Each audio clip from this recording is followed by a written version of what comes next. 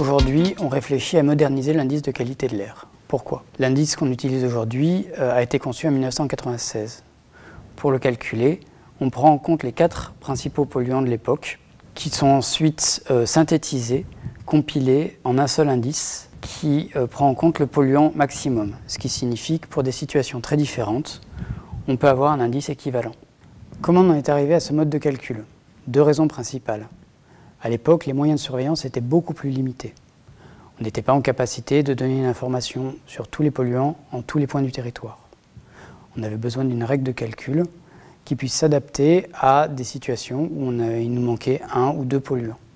La deuxième raison, c'est que nos connaissances sur l'impact sanitaire des polluants, notamment les effets cocktails, étaient beaucoup plus limitées.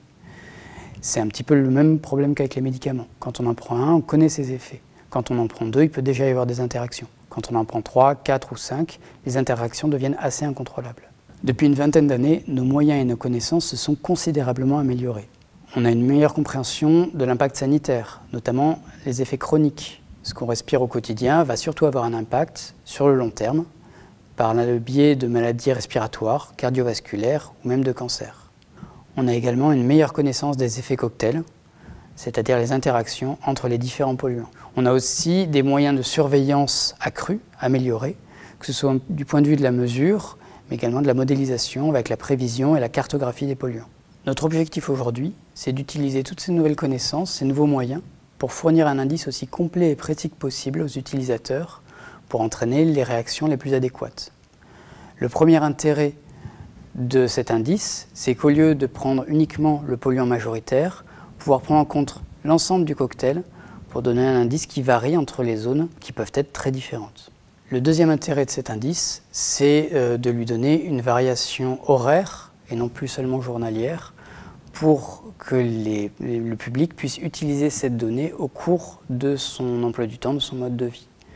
Non seulement une variation fine au niveau du temps, mais également au niveau de l'espace, puisque au lieu d'avoir une information homogène sur tout un territoire, on va pouvoir descendre à l'échelle de la rue et donner une information au plus proche de son lieu de vie, de son travail, de l'école des enfants.